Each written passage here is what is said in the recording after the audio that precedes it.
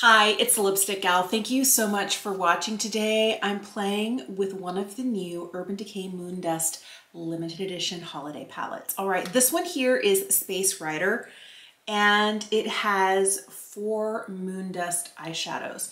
Now, here's where I admit to being a bad YouTuber. I've never tried this formula before.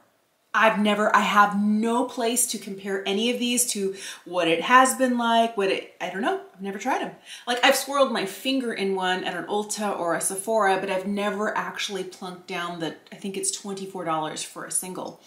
And I've always liked the idea because I've heard so many people talking about, especially one of their hero shades called Space Cowboy. And so I picked up the palette that has Space Cowboy in there and 3 other shades. Now this precious little, and I mean the packaging, look how pretty, it's like glittery and everything. This was $39. So this is price-wise a better deal because you're getting 4. And I like that it's a petite little palette. I really like that.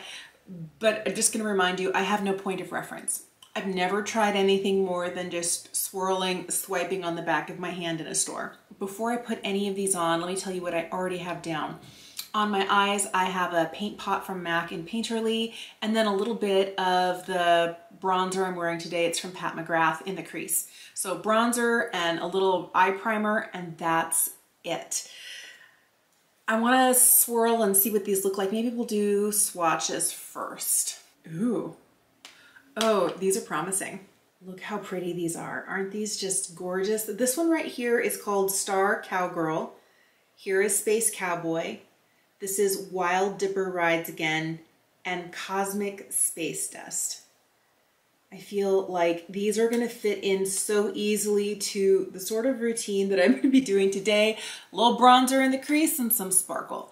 Like the ultimate lazy girl sort of eye that looks really pulled together. So I'm going to just, and I'm kind of trying to, looking at these, which one, you know what? I'm gonna wear a couple. I'm gonna start with the deepest shade here, which is kind of like a cafe au lait shade, Cosmic Space Dust. I'm gonna tap a little bit of this like right over the eye on the outside edge. I wonder if these would apply better with a brush. I'm just like, fingers for the sparkles.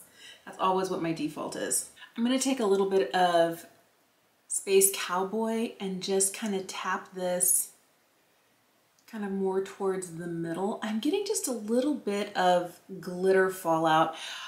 Now I do have a paint pot on and I only have bronzer in the crease, but I feel like maybe these would do better with like a glitter primer to make sure you're not getting some of that fallout. I'm gonna take a little more detailed brush and pick up some of the Star Cowgirl, which is kind of like that really much lighter, almost more of like a creamy vanilla with the sparkle to it, right here in the inner corner. I'm just gonna take a little bit of the bronzer I was using earlier right through the crease again. I'm hoping to just kind of calm down some of the sparkles that are riding a little high today. I'm feeling very spangly. All right, here's where I'm gonna tell you I have a lot more Rogue Sparkle underneath my eye than I was expecting. So I'm gonna take just a minute.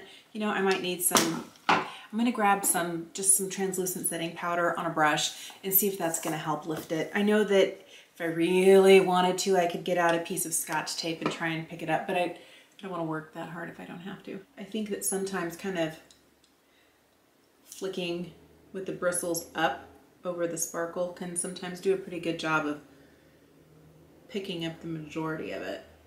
And then the powder helps to kind of whisk it away. I also know that, I'm not gonna do it at my age, but if you have like a lot of powder and you're baking, then when you're whisking the powder away, if there's any like fallout from any eyeshadow, you're not gonna have to deal with it. But if I put that much powder under my eyes, I'm asking for problems. At this point, I really feel like I could have done with some NYX glitter glue or the Pat McGrath artistry wand. I mean, I have that. It's like a mixing medium in a gel form that I could have just swiped over my eye and then pressed the glitter into. That might have helped a lot more, but I want to know what these are going to do without any hand holding. And I thought I already have a primer down. I don't have the primer completely set. Let's just see. Overall, I think the look is pretty. This is much more of a ethereal, you know, kind of very sheer color with a lot of spangle on the eye, but it's really fine sparkle. I feel like these spangles on the eyes, I'm looking at them, they're really pretty.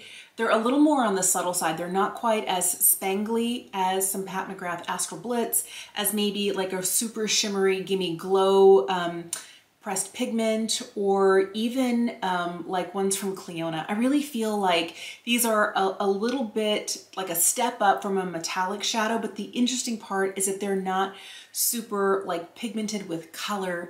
They're kind of more packed with sparkle, and since the sparkle is really fine, I feel like it actually looks really good on my 48-year-old eyelids. The last thing I want is anything that's going to enhance texture, and I feel like these are going to look absolutely stunning when you're basically just getting like a light wash of sparkle. And I feel like it makes it kind of more everyday, because sometimes if you're going with a lot of pigment and color including sparkle, it can get to be a really bright and heavy look.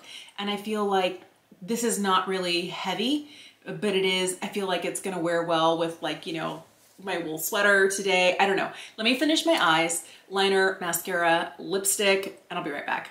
All right, here's the look I came up with: a little bit of black liquid liner, some mascara, and then I decided to go for a bright red lip. And I normally wouldn't pair something as spangly as this with a red lip, but because it's sheer and it doesn't have like too much heavy color to it on my fair skin. Sometimes if I do a really dark eye and then a bold lip, it can fight. Some people can really pull it off. I don't feel like I'm one of those people. I feel like it has a lot more to do with, like, there's a lot fighting for attention on my skin tone, but I feel like this works really well. And I love finding kind of light tone but still glittery eyeshadows I can pair with a red lip, because red is my favorite. So I'm really impressed. The only shade I didn't use is like this pinky shade here, but I feel like these are really pretty.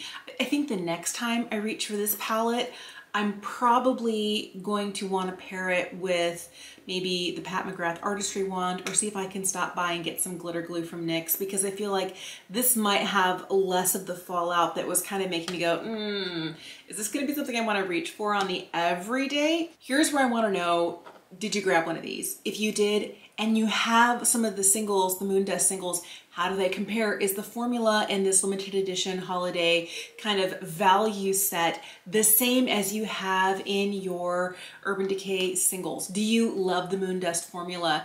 The other one has a little bit more like silver and pink to it, and this was kind of more like the kind of nude shades with a pink, and I feel like this is the palette I'm more likely to continue to reach for even after the holiday season is over. Thank you so much for watching today. How are you handling holiday releases? I know they're supposed to be like, look at this and make a great gift, and I'm like, for me. So let me know how that's going. Thank you so much for watching. Have a fantastic day, and I will see you again soon.